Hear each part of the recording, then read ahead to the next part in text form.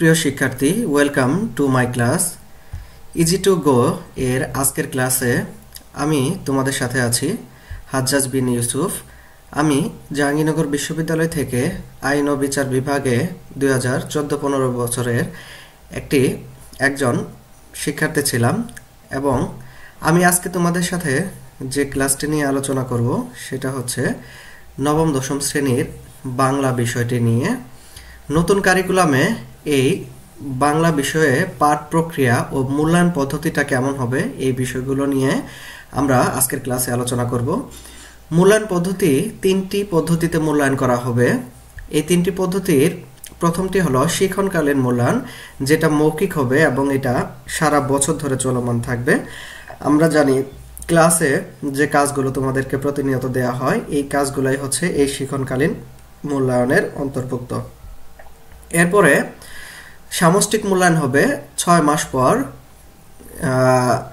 এই মূল্যায়নটা আগের যে অর্ধবার্ষিক পরীক্ষা বা পরীক্ষাগুলোর মতো ছিল সেই পরীক্ষাগুলোর মতো এই পরীক্ষাটা হবে।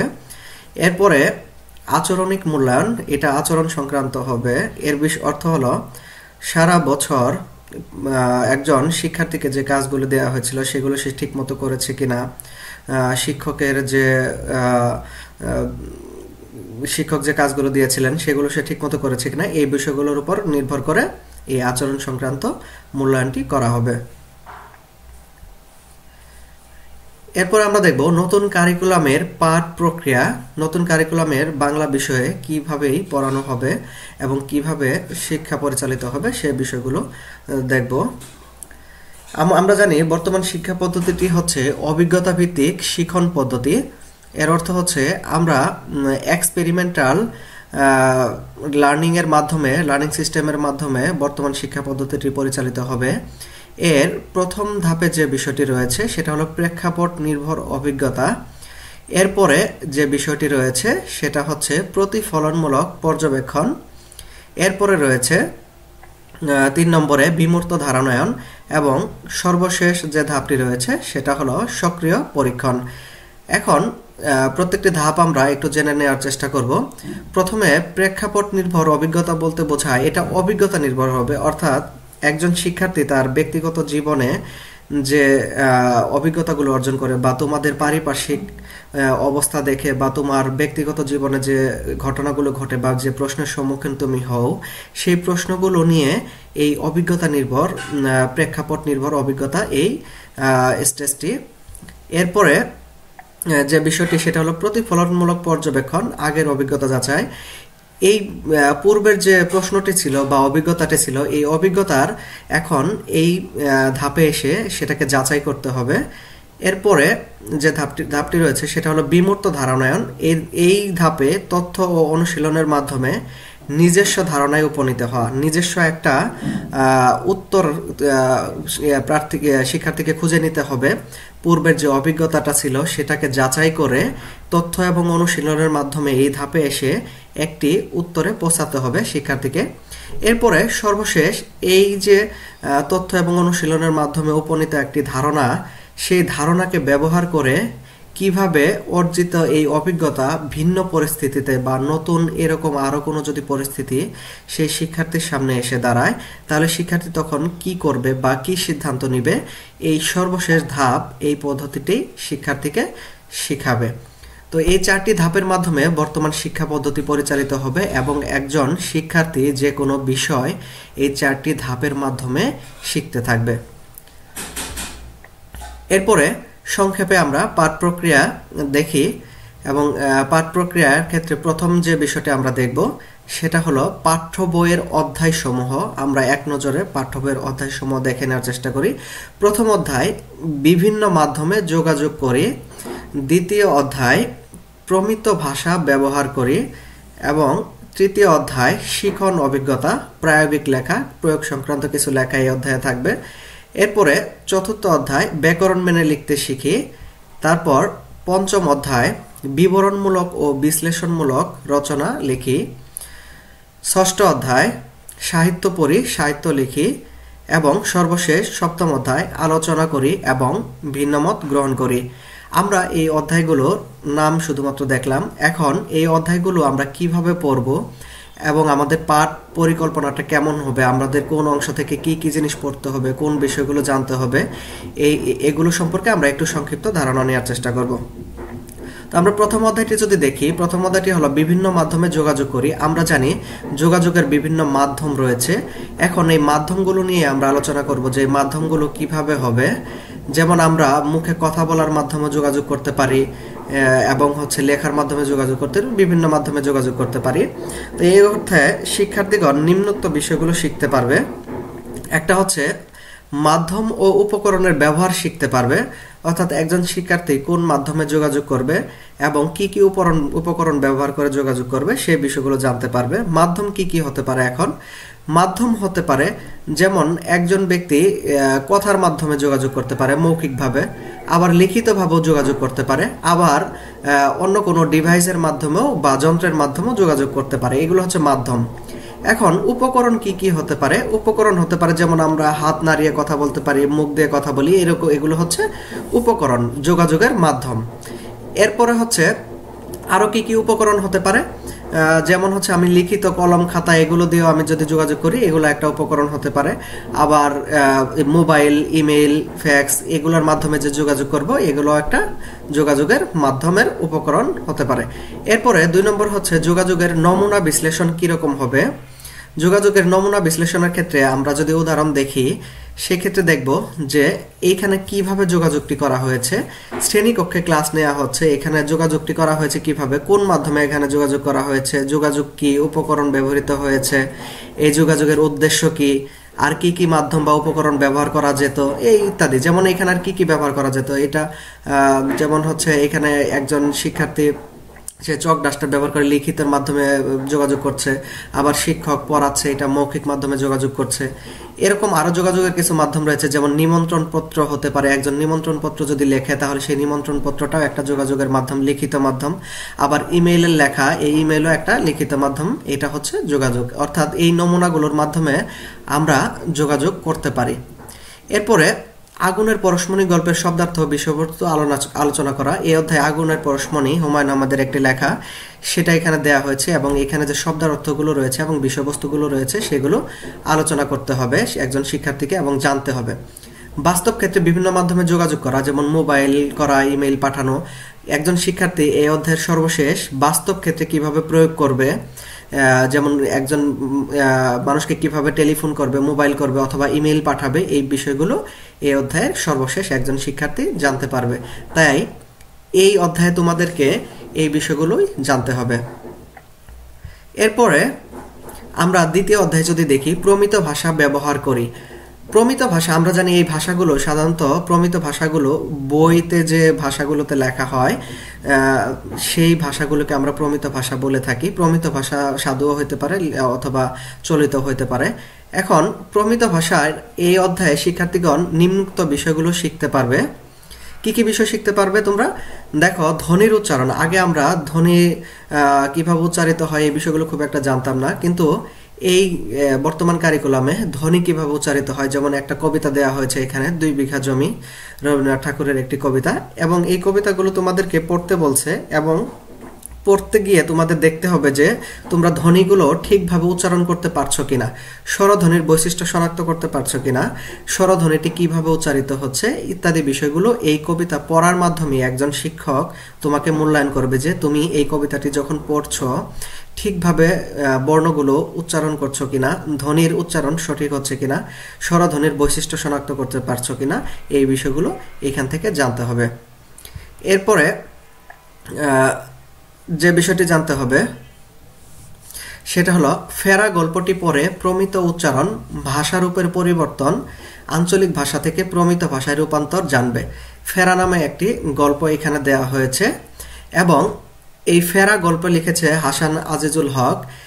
এইখানে এই গল্পটি পড়ে ভাষার রূপের পরিবর্তন করতে হবে, ভাষার রূপ পরিবর্তন করতে হবে, সাধু চলিত এরকম পরিবর্তন করতে হবে। আঞ্চলিক ভাষা থেকে কিভাবে প্রমিত ভাষা করা যায়, যেমন বরিশালের ভাষা অথবা নোয়াখালীর ভাষা, এরকম বিভিন্ন অঞ্চলে যে ভাষা রয়েছে আঞ্চলিক ভাষা, সেগুলোকে কিভাবে পরিবর্তন করে বইতে যে ভাষাগুলো লেখা হয়, যে ভাষায় লেখা হয় চলিত প্রমিত ভাষায়, সেই প্রমিত ভাষায় কিভাবে রূপান্তর করতে হবে, এই বিষয়গুলো তোমাদের এখান থেকে জানতে হবে। আবার লিখিত ভাষার প্রমিত রীতি, লিখিত ভাষাকে কিভাবে প্রত্যুপকার গল্পটি পড়ে সাধুরীতির বাক্যকে প্রমিত রীতির বাক্যে রূপান্তর করতে হবে। সাধুরীতিতে যদি একটি বাক্য থাকে সেই বাক্যটাকে কিভাবে প্রমিত রীতি বা চলিত রীতিতে তুমি রূপান্তর করবে সেই বিষয়টা এই প্রত্যুপকার গল্পটি পড়ে তোমাকে এখানে লিখতে হবে বা জানতে হবে।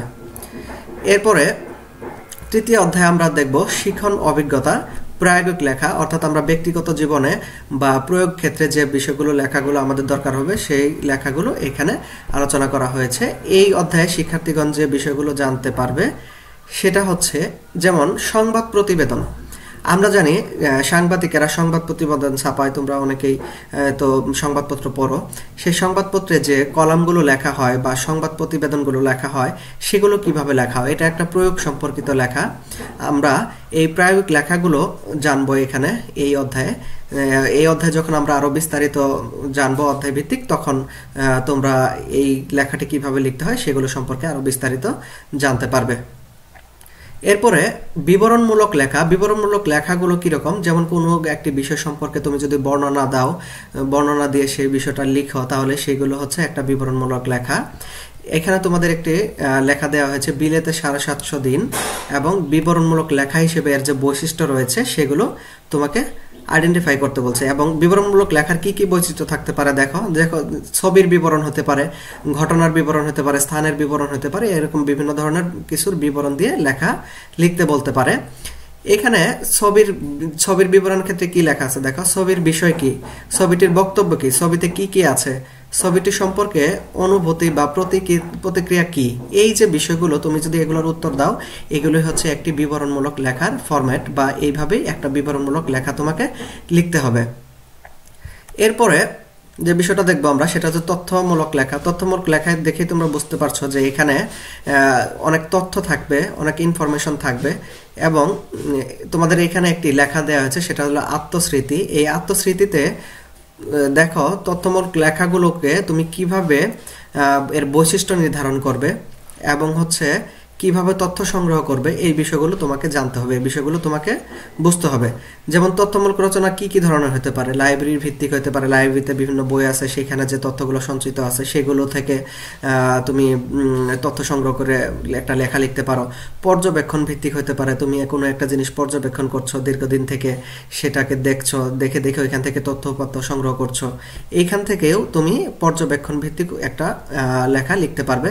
এরপর অভিজ্ঞতা ভিত্তিক হতে পারে। অভিজ্ঞতা ভিত্তিক কিরকম, দীর্ঘদিন কোনো একটা অভিজ্ঞতার মধ্য দিয়ে কেউ গেলে পরে সেখানে সে অনেক কিছু শিখতে পারে, অনেক তথ্য সে সঞ্চয় করতে পারে, সেই তথ্যগুলোর ভিত্তিতে যে লেখা লিখবে সেটাই হচ্ছে অভিজ্ঞতা ভিত্তিক লেখা। এরপরে চতুর্থ অধ্যায়ে আমরা দেখব ব্যাকরণ মেনে লিখতে শিখে। আগে আমরা ব্যাকরণের বিভিন্ন নিয়মকানুন মুখস্থ করতাম, কিন্তু বর্তমান কারিকুলামে এগুলো একটু প্রায়োগিক দিক থেকে কিভাবে শিক্ষার্থীরা আইডেন্টিফাই করতে পারবে সেই বিষয়গুলো এখানে বলা হয়েছে। এখানে দেখুন প্রথমে হচ্ছে শব্দের প্রয়োগ। আগে আমরা বিশেষ্য কোনটা, সর্বনাম কোনটা, ক্রিয়া কোনটা, আবেগ কোনটা, নির্দেশক, এই বিষয়গুলো মুখস্থ করতাম, কিন্তু বর্তমানে একটি লেখার মধ্যে কোন লেখাটি বিশেষ্য, কোনটা বিশেষণ, কোনটা সর্বনাম, এই বিষয়গুলো তোমাদেরকে সেখান থেকে খুঁজে বের করতে হবে এবং সেখানে চিহ্নিত করতে হবে যে এটা বিশেষণ, এটা সর্বনাম, এটা শব্দের লগ্নক। আমরা জানি লগ্নক হচ্ছে শব্দের শেষে যেগুলো থাকে, যেমন এখানে কি আছে মহিষগুলো, এখানে গুলো হচ্ছে শব্দের লগ্নক। আবার সমার্থক শব্দ, একটা রচনা থাকবে, লেখা থাকবে, সেই রচনায় বিভিন্ন লেখা আন্ডারলাইন করে দেওয়া থাকবে, সেই আন্ডারলাইন লেখাগুলোর সমার্থক শব্দ তোমাদেরকে জানতে হবে এবং খুঁজে বের করতে হবে। গদ্যের রূপান্তর, এখানে কান্ডারি হুঁশিয়ার নামে তোমাদের একটি লেখা দেওয়া হয়েছে কাজী নজরুল ইসলামের। এটাকে তোমরা এই কবিতাটা পড়ে কিভাবে সেটাকে গদ্যে রূপান্তর করতে পারবে, গদ্যে লিখতে পারবে, সেটার ভাবার্থ কবিতাটার, সেই বিষয়গুলো এখানে জানতে হবে। বিপরীত শব্দ জানতে হবে। জন্মভূমি একটা কবিতা আছে, এই জন্মভূমি কবিতা বিভিন্ন শব্দ আন্ডারলাইন করে দেওয়া আছে, এই শব্দগুলোর বিপরীত শব্দ কি হবে সেগুলো তোমাদেরকে এই অধ্যায় থেকে জানতে হবে এবং শিখতে হবে। এরপরে বাক্য হচ্ছে কি কি জিনিস থাকে একটা বাক্যে। উদ্দেশ্য থাকে, বিধেয় থাকে। উদ্দেশ্য বিধেয় আমরা জানি ইংরেজিতে সাবজেক্ট এবং অবজেক্ট বলে, অর্থাৎ কর্তা এবং কর্ম। একটা বাক্যে কে কর্তা হবে এবং কোনটা কর্ম, এই বিষয়গুলো একটা বাক্য থেকে তোমাদেরকে খুঁজে বের করতে হবে। এরপরে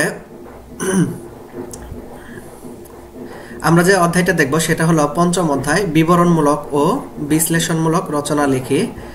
এই বিবরণমূলক এবং বিশ্লেষণমূলক রচনার ক্ষেত্রে কোন বিষয়গুলো বিবেচনা করতে হবে সেগুলো দেখতে হবে। যেমন একটা রচনা তোমাদের এখানে দেওয়া হয়েছে, জাদুঘর ভ্রমণ। এই জাদুঘর ভ্রমণের ক্ষেত্রে তোমাকে কি কি জিনিস মনে রাখতে হবে, বা বিবরণমূলক রচনার ক্ষেত্রে একটা শিরোনাম দিতে হবে, তারপর বিবরণে কি কি লিখতে হবে তার পরিকল্পনা করে নিতে হবে, তারপরে কোন বর্ণনার পরে কোন বর্ণনাটা আসবে যে কোনো বর্ণনার ক্ষেত্রে, তারপরে এর অন্তত 3টা অংশ থাকবে, কি কি থাকবে, ভূমিকা, মূল অংশ, উপসংহার, তারপরে হচ্ছে এরকম ভাবে তোমাকে আরো জিনিসগুলো লিখতে হবে। ভূমিকাতে তোমার একটু ভূমিকার এই যে বিষয়টা সম্পর্কে লিখছো তার একটা ভূমিকা লিখতে হবে, মাঝামাঝি একটা বডি পার্ট যেটা বলে সেটা তোমাকে এইটা সম্পর্কে বিস্তারিত বলতে হবে, এরপরে উপসংহার দিতে হবে। এইভাবে একটা বিবরণমূলক রচনা লেখা শিখতে হবে। এরপরে যে বিষয়টা শিখতে হবে তোমাদের বিশ্লেষণমূলক রচনা। রচনা লেখার ক্ষেত্রে বিবেচ্য বিষয় হবে যেমন বাংলাদেশে জাদুঘরের ধরন ও গুরুত্ব বিশ্লেষণ করতে হবে তোমাকে। তুমি এর আগে বর্ণনা শিখলে, এখন হচ্ছে তোমাকে এগুলো বিশ্লেষণ করতে হবে। যেমন এখানে দেখলে তুমি বুঝতে পারবে যে জাদুঘরের ধরন এবং গুরুত্ব। তুমি যে এর আগে জাদুঘরের বর্ণনাটা দিলে সেই জাদুঘরটার ধরনটা কেমন, কোন ধরনের জাদুঘর, এবং এটার গুরুত্বটা কতটুকু, এই যে বিষয়গুলো তোমাকে বিশ্লেষণ করে লিখতে হবে, সেটা হচ্ছে বিশ্লেষণমূলক রচনা। এইটারও আগেরটার মতো শিরোনাম থাকবে, তথ্য যুক্তি থাকবে এখানে, এবং 3টা অংশ থাকবে, ভূমিকা, মূল অংশ, উপসংহার, এই বিষয়গুলো থাকবে। এরপরে ষষ্ঠ অধ্যায়ে আমরা দেখব সাহিত্য পড়ি সাহিত্য শিখি। সাহিত্য পড়ি সাহিত্য শিখিতে প্রথমে আমরা দেখব কবিতা। কবিতা, এখন তোমাদের একটা কবিতা যখন তোমরা পড়বে তখন কবিতার যে শব্দের অর্থগুলো রয়েছে সেই শব্দ অর্থগুলো তোমাদেরকে জানতে হবে। এরপরে কবিতার গঠন কাঠামো, এই কবিতাটা কোন ধরনের গঠনের হয়েছে, কোন কাঠামোতে, ছন্দবৃত্ত, মাত্রাবৃত্ত, অক্ষরবৃত্ত, না এরকম বিভিন্ন গঠন রয়েছে কবিতার, সেইগুলো কোনভাবে গঠিত হয়েছে এই বিষয়টা তোমাদেরকে জানতে হবে। এবং এই যে কবিতাটা দেয়া হয়েছে এখানে, সেই কবিতার জীবনের সাথে এই কবিতার কি সম্পর্ক রয়েছে। এরকম তোমাদের অনেকগুলো কবিতা রয়েছে, যেমন স্মৃতিস্তম্ভ, আমি কোনো আগন্তুক নেই, আবার কবর কবিতা দেওয়া হয়েছে জসীমউদ্দিনের। এখন এই কবর কবিতা তুমি যদি তোমার ব্যক্তিগত জীবনের সাথে বা তোমার পারিপার্শ্বিক আশেপাশের কারো জীবনের সাথে তোমার কি মিল রয়েছে, এবং এই কবর কবিতার গঠনটা কেমন, এইখানে কবর কবিতায় যে শব্দগুলো রয়েছে সেগুলোর কোন কোন অর্থ তুমি পারো না, এই বিষয়গুলো তোমাকে এখান থেকে জানতে হবে এই অধ্যায় থেকে।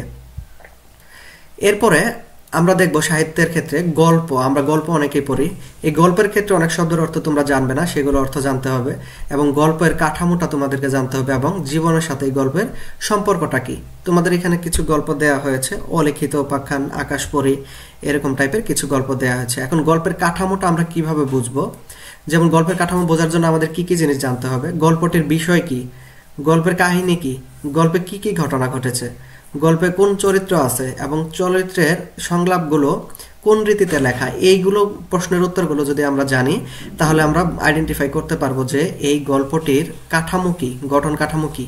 এবং এই গল্পটি পড়ার পরে তুমি তোমার নিজের জীবনের সাথে অথবা তোমার পারিপার্শ্বিক কারো, তোমার বন্ধু অথবা যে কারো জীবনের সাথে তোমার পরিচিত, তার সাথে মিলিয়ে নেওয়ার চেষ্টা করবে বা জানার চেষ্টা করবে যে জীবনের সাথে এর সম্পর্ক কি। এরপরে 3 নম্বরে আমরা দেখব প্রবন্ধ। প্রবন্ধ আমরা জানি সাধারণত কোনো একটি বিষয় নিয়ে গবেষণামূলক যে লেখাগুলো হয় সেগুলো হচ্ছে প্রবন্ধ। এখান থেকে তোমার শব্দের অর্থ জানতে হবে, প্রবন্ধের গঠন কাঠামো জানতে হবে, জীবনের সাথে এই প্রবন্ধের সম্পর্কটা কি এটা জানতে হবে। সভ্যতার সংকট নামে একটা প্রবন্ধ এখানে তোমাদেরকে দেয়া হয়েছে, এবং প্রবন্ধের গঠন কিরকম হবে সেটা দেখো, প্রবন্ধটি কোন বিষয়ে লেখা, এবং প্রবন্ধটির লেখক কি বলেছেন, এখানে কি বলতে চাচ্ছেন এই প্রবন্ধের মাধ্যমে, মূল আলোচনায় কোন বিষয়ের অবতারণা করেছেন, উপসংহারে কি বলেছেন, গঠনগত দিক থেকে কোন ধরনের এটি, এবং বিষয়ের দিক থেকে কোন ধরনের, এই বিষয়গুলো তোমাদেরকে একটা প্রবন্ধ সম্পর্কে জানতে হবে। তাহলে তোমরা বুঝতে পারবে যে একটা প্রবন্ধ কোন শ্রেণীর বা কোন কিভাবে গঠিত হয়েছে, বা প্রবন্ধ সম্পর্কে কি বলা হয়েছে, বা এটার গঠন কি, বা জীবনের সাথে এই প্রবন্ধটার সম্পর্ক কি, এই বিষয়গুলো তোমাদেরকে এই প্রবন্ধ অধ্যয়ন করে জানতে হবে। এরপরে সপ্তম অধ্যায় এবং সর্বশেষ অধ্যায় আমরা জানবো আলোচনা করি, ভিন্ন মত গ্রহণ করি। আমরা জানি নানা মুনির নানা মত, অর্থাৎ যত মানুষ রয়েছে তত মতামত রয়েছে।